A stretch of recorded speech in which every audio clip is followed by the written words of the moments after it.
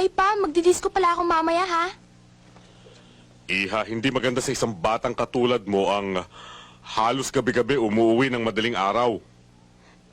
Pa, wala naman akong ginagawa dito. Kung gusto mo, bumalik na ako sa States.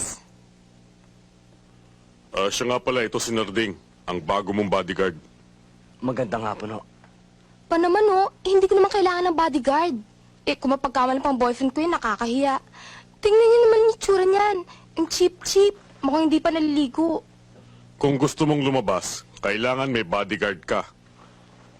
Kung ayaw mo, dito ka na lang sa bahay. Boss, gusto mo sasamahan ko? Hindi na, kailangan kita rito. O ano?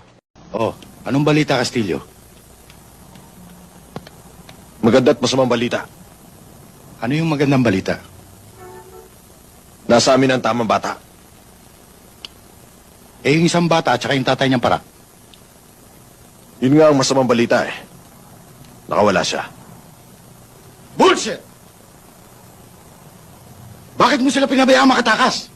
Delikado tayo ngayon. Pwede niyo tayong buweltahan. Sinetap na nga namin eh. Pero matinik talaga. Naunahan lang kami. Kaya nakatakas. Pero huwag ka mag-alala. Hindi alam ni Medrano kung saan kami hahanapin. Hindi bale. May oras pa tayo para sa kanya. Ang kailangan, makuha natin ang ransom. Pare, nandiyan ba si Tino? Wala. Bakit? Anong kailangan niyo? Kasi meron daw mga bagong dating. Bagong dating o bagong sikwat? Bagong sikwat. Hindi. Meron daw balikbayan na bagong dating na may talaraw karaoke, Betamax, saka TV Color. Huwag niyo na akong lokohin. Alam niyo ba ang kaparusahan kapag nahuli kayong bumibili ng nakaw? Alam mo namin. Electric chair. That is against the law and the rules of the traffic division. Kaya yan tatandaan mo. Ang pagnanakaw ay yan yung masamang bagay. Hindi mo kinakailangan pairalin sa isipan mo yan. Ang mabuti pang gawin natin trabaho, bumili na lang tayo ng hulugan.